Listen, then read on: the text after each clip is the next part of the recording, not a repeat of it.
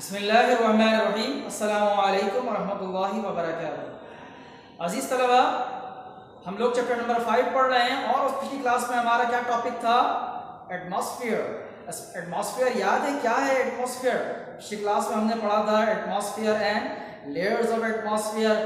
तो थोड़ा सा फीडबैक हो जाए। एटमॉस्फेयर मैंने क्या बताया था, क्या होता है एटमॉस्फेयर?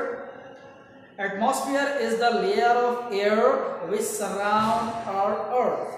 एटमॉस्फेयर हवा की वो तह है जिसने हमारे प्लैनेट अर्थ को चारों तरफ से कवर किया हुआ है। एक हवा का गिलाफ है, यही बताया था। फिर उसके बाद हमने बात की थी कि ये लेयर हर जगह एक जैसी नहीं है, इसमें डिफरेंस है टेम्परेचर के लिहाज से और कॉम्पोजिशन के लिहाज से। और उसके लिहाज से हमने आपको एटमॉस्फेयर की लेयर्स बताई थी। कितनी लेयर्स बताई थी? एक्चुअली 5 होती हैं, लेकिन 2 उसमें इजाफी थी, 7 बताई थी। कौन कौन सी थी वो layers? Troposphere, stratosphere, mesosphere, thermosphere, ionosphere और एक्सोस्फीयर, और एक और ट्रोपोपॉज हमने बताया था आपको।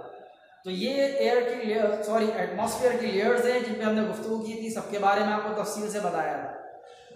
आज की क्लास में भी हम एटमॉस्फेयर से मुताल्लिक ही गुफ्तगू करने जा रहे हैं कि इस एटमॉस्फेयर का हमें या पूरे अर्थ को या ज़मीन को फ़ायदा क्या है।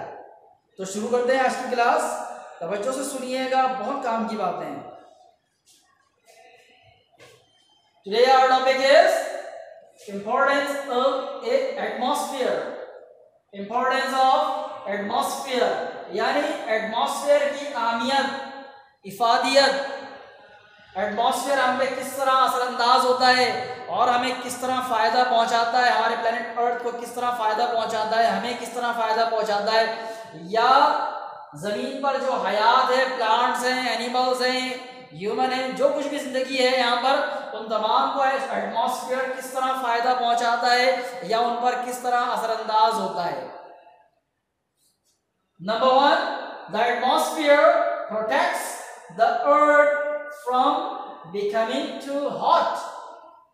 The atmosphere protects the earth from becoming too hot. Atmosphere हमारा जो सैयारा जमीन है इसे बहुत ज्यादा गर्म होने से बचाता है। प्लैनेट अर्थ पे गर्मी कहां से आती है? हम तक हीट कहां से आ रही है? सूरज से। कहां से आती है? सूरज से। तो क्या सारी की सारी हीट या सूरज की जितनी शुआएं हैं वो सारी हम तक पहुंच जाती हैं? नहीं, ऐसा नहीं है। अगर वो सारी शुआएं जो सूरज से निकल रही हैं, सारी रेज और सारी हीट हम तक पहुंच जाए तो हमारा प्लैनेट अर्थ बहुत गर्म हो जाएगा और यहाँ जो इंसान, पौधे और जानवर रहते हैं उनके लिए जिंदगी गुजारना मुश्किल हो जाएगा।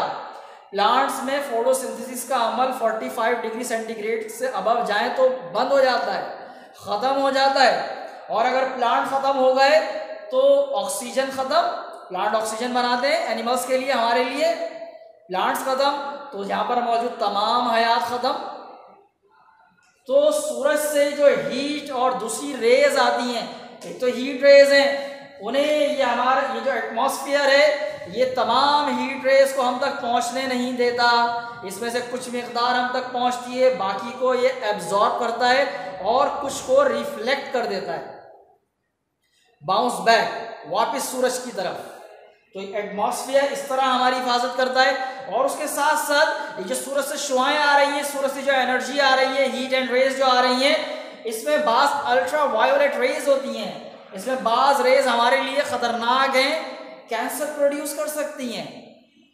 तो उन रेज को ये एटमॉस्फेयर थ्रो बैक कर देता है, रिफ्लेक्ट कर देता है। तो एटमॉस्फेयर क्या करता है जमीन के साथ? एटमॉस्फेयर जमीन को प्रोटेक्ट करता है बहुत ज्यादा गर्म होने से।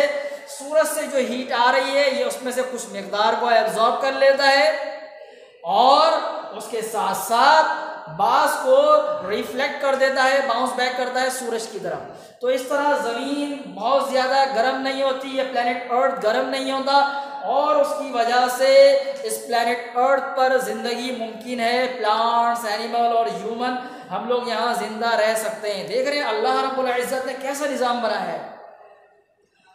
खुद ही चीज़ें बनाई हैं, उनसे खुद ही हिफाजत भी की है, उसकी जो फ़ायदे वाली चीज़ें हैं वो हम तक भेज दी हैं, जो नुकसान वाली चीज़ें हैं वो हमसे हटा ली हैं। ये अल्लाह रब्बुल इज़्ज़त का फ़ज़ल है कि सूरज हमें दिया, सूरज हमारे लिए ज़रूरी है, लेकिन उसकी नुकसानदेह चीज़ें दी, उनको वापस भी ले लिया, सूरज तक पहुँचा दिया।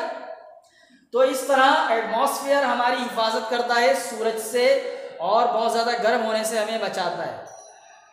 उसके बाद number 2, atmosphere and wind. What is wind? ये विंड क्या होती है? एक होती है एयर जिससे एटमॉस्फेयर बना हुआ है, और एक होती है विंड, दोनों को उर्दू में हम हवा कहते हैं। फर्क क्या है दोनों में? एयर जो इस वक्त यहाँ कमरे में मौजूद है, हवा जो इस कमरे में मौजूद है, ये स्टिल है, वो कहलाती है एयर।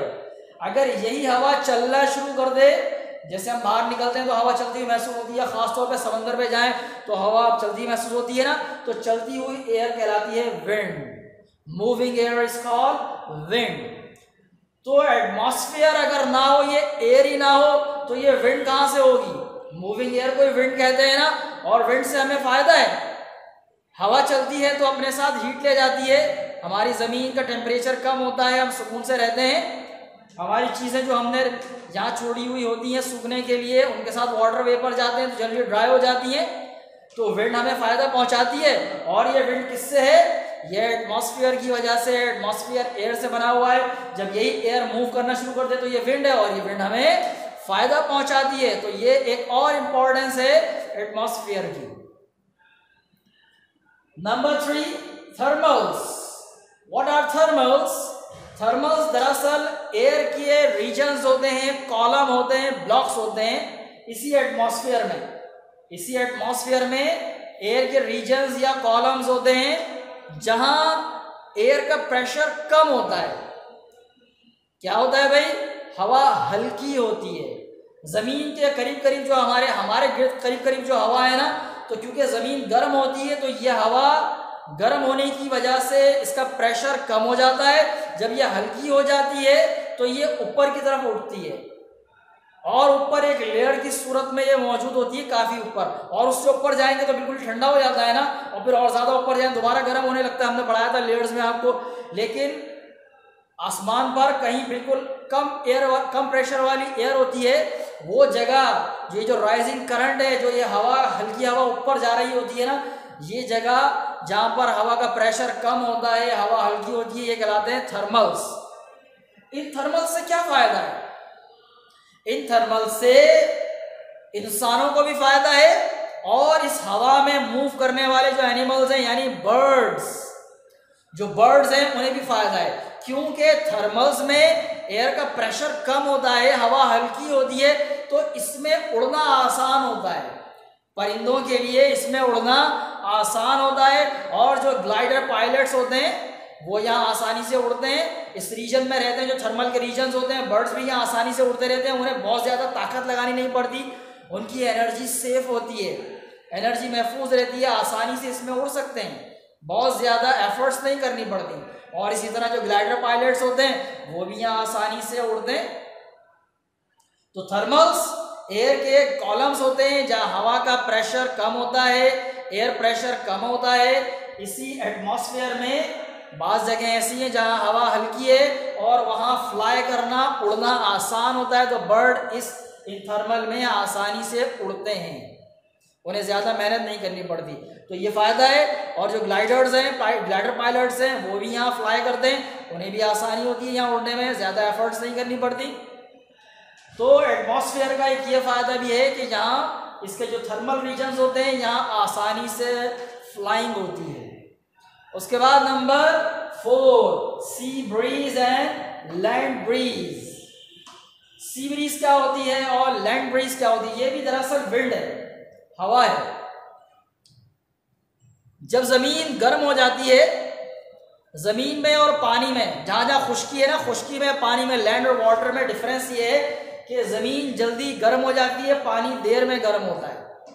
ये सूरज से हीट आ रही है ना, इसकी वजह से जो लैंड है, जो खुश्की है, वो जल्दी गर्म हो जाती है, जो खुश्क जगह है वो जल्दी गर्म हो जाते हैं, जबकि पानी देर में गर्म होता है। तो ज़मीन के करीब ये जो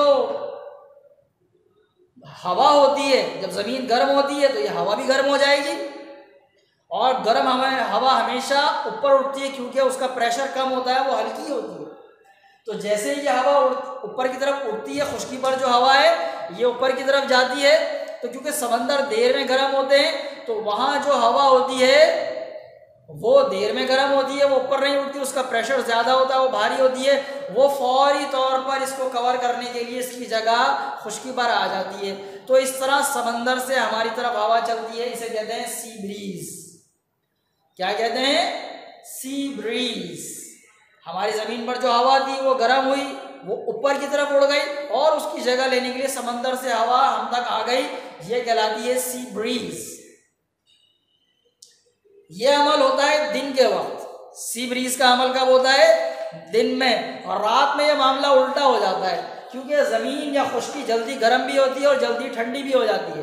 पानी देर में गर्म होता है और देर में ही ठंडा होता है, तो ज़मीन जल्दी ठंडी हो जाती है, और पानी देर में ठंडा होता है तो जो पानी के ऊपर हवा होती है वो गर्म होती है, वो ऊपर उठना शुरू होती है, और उसकी जगह लेने के लिए खुश्की की तरफ से हवा समंदर की तरफ चलना शुरू हो जाती है। जहाँ एयर का प्रेशर कम होता है, जगह खाली होती है, उस तरफ जाती है वहाँ जगह को फिल करने के लिए, तो ये कहलाती है लैंड ब्रीज। तो सी ब्रीज से हमें फ़ायदा होता है दिन में। हमारे जो इलाके हैं, जो घर हैं, वो ठंडे रहते हैं, समुद्री हवा हमारी तरफ चलती है। तो ये कुछ फ़वाइद हैं जो एटमॉस्फेयर की वजह से हमें हासिल होते हैं। क्या क्या बताया हमने? Number 1, atmosphere protects the earth from becoming too hot. Atmosphere ज़मीन को बहुत ज़्यादा गर्म होने से बचाता है। सूरज की वजह से जो गर्मी आ रही है उसे एब्जॉर्ब भी करता है और रिफ्लेक्ट भी कर देता है। Atmosphere and wind, atmosphere air से बना होता है, यही एयर जब चलना शुरू हो जाए तो ये विंड कहलाती है और ये हमारे लिए फायदेमंद है। उसके बाद थर्मल्स, जो हल्की हवा के रीजन्स हैं, जो कॉलम्स हैं, वहाँ फ्लाई करना आसान होता है, ये भी एटमॉस्फेयर का हिस्सा है। तो इससे बर्ड्स को और ग्लाइडर पायलट्स को फायदा होता है। और number 4, sea breeze and land breeze, यानी जो समंदर की तरफ से हवा जमीन की तरफ चलती है और फिर जमीन की तरफ से हवा समंदर की तरफ चलती है, तो जो समंदर से हवा हमारी तरफ आती है उससे हमें फायदा होता है। तो ये कुछ चीजें थी जो एटमॉस्फेयर के हवाले से आपके लिए जानना जरूरी थी, इंपॉर्टेंस ऑफ एटमॉस्फेयर के लिहाज से।